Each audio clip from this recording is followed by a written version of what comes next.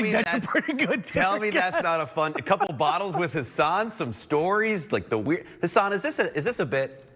Me and you. I mean, is this a bit? Just I don't know. Figure it out. It's not a bit for Damian Lillard. He's great. 11 assists, 22 points. Here he is. I feel pretty good. I think the 2 days that I had really helped. I felt good moving around out there, better than I felt probably in the last 7 or 8 games. Since we played Dallas the second time, I think it was the second time, where I took the first knee. I felt as good as I have in that, whatever that stretch of game was. I got hit in my hand against New Orleans, I think the second game, so I've been dealing with that too. Just shooting the ball and stuff like that. But other than that, I thought I moved pretty good. I felt pretty good. My energy was good. My wind was good, and we got another win. So. And then how did you feel your first night playing with Norman went? I thought it went well. I think the way I play the game, I think it allows things to flow easy, even if we get a new guy in. Passing the ball ahead to him, looking for him in transition in the half court, just making the right reads and, keeping my eyes open to see where the opportunities are when the help comes. And just making sure that I'm aware of who's involved, who hasn't been involved, who hasn't got a shot, what can we take advantage of and things like that. So I think because that's the natural way I play and the natural way we play as a team, it makes it easy, but it was good to have him out there, knowing there's another guy that can knock down open shots, put it on the floor, get to the rim and finish, and a guy that, really helps our defense. So, it was fun to be out there with him. I felt like we felt like a really good defensive team in that third quarter when we were all out there communicating and talking things out. So we excited to have him. Next question's coming from Dwight James with NBC Sports Northwest. Dame, Terry won't commit to saying that the 3-guard lineup would start every game or not. But I'm curious, do you feel different when that group starts? I mean, you're losing some size up front and Derek is active and all that. But what does it give you with the 3-guard starting out a game? When he was in Toronto, he started games with Fred and Kyle. So, it's something that's not new to him. And if you look at our history of having 3-guard lineups, whether it was me, Baz, and CJ, or me, Ant, and CJ, me, CJ, and GT, or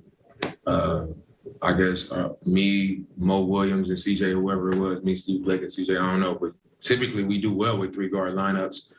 And he's a physical guard. So with the way the league is going and teams playing small ball and teams having small lineups, I think it's fine. I usually guard up a lot. I'm guarding big wings. I'm guarding a point guard. CJ does the same thing. So I think it's more natural for him because he's been playing on the wing his whole career.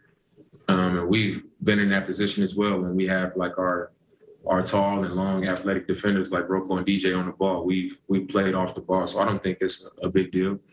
And I think the numbers show that those lineups work really well for us. And he's a high quality player and an experienced wing, so I think it'll work. Jamie Hudson, NBC Sports Northwest. Dame, how would you describe the impact that Robert Covington and Derek Jones Jr. made tonight? They had a great impact on the game. When you think about the length, the athleticism, what they're capable of doing. They rebound, they get deflections, they block shots, they contest shots, they read plays, they anticipate things. And, when those guys are sharp and, impacting the game the way that they did tonight, I think we showed what we're capable of as a group. And, we need that. We need them to be that version of themselves if we're going to continue to work towards turning things around defensively. Casey Holdall, Trailblazers.com. Amy, you had mentioned that third quarter defense you guys played. What did you like out of that third quarter, particularly on that end of the ball? And I know you talking to the guys after the third quarter, saying like, let's not waste this. Yeah. So if you could talk about that a little bit as well. No, I think it's been a huge discussion about us being, at the bottom in defense and toward the bottom. And, coach is always like, yeah, we talk about it, but we got to make some changes. We got to improve on it. And I don't think our issue is that we don't play defense. I think it's that we don't sustain it. We don't do it consistently. We'll play a great first quarter and then a terrible second and third. And then when the game's on the line in the fourth, we'll tighten up and win a close game, with 6 stops in a row and then 3 stops in a row. It's a matter of being able to sustain a certain level. And, that's the best team's doing. We just haven't been able to do it. But I think in that third quarter, it was huge because it wasn't like we were just out there making a bunch of shots. The offense was flowing easy for us. Usually that's when we have our best defensive efforts, when the offense is going well. And then we have more energy, more bounce about us on the defensive end. But tonight it was like, all right, we gave up 40 in the first quarter. Second quarter was a little bit better. We got to pick it up defensively. And we just committed to that end of the floor. It wasn't a special effort on offense. It was what we did defensively. And because of how the game turned, because of what we did defensively, I was just encouraging the team, like, we don't got to do nothing special. We just got to stay solid, keep communicating, keep being physical, and, take the challenge. 12 more minutes, we win another game. And that's all my message was. We show what we're capable of, but now we got to sustain that level. We got to show that we can hold that level of focus for longer than a quarter or half of a quarter. So that was it. I'd be surprised if this is the route he goes when his career's over, but there are often times, and that was one of them right there, where I kind of get lost in just listening to Dame analyze basketball. He would be incredible as a television basketball analyst. There are some guys, him and Draymond in particular. Oh, God, I he's hate the admitting best. that, but he's fantastic in that regard. But this is the big but here. I'm getting kind of tired of hearing we know what we need to do. We just need to do it better, because it's another 40-point quarter. It's another game where you let a team that has lost 10 of 11 coming into that game get going early and feel good about themselves. 41 points for that team is missing their floor leader is kind of one of those situations where I know that they can turn the switch on. I know that they can figure some things out. And they did. They did, but how much additional pressure is there? I know. And it's going to get you a game in Tampa against a Toronto team that is spiraling right now.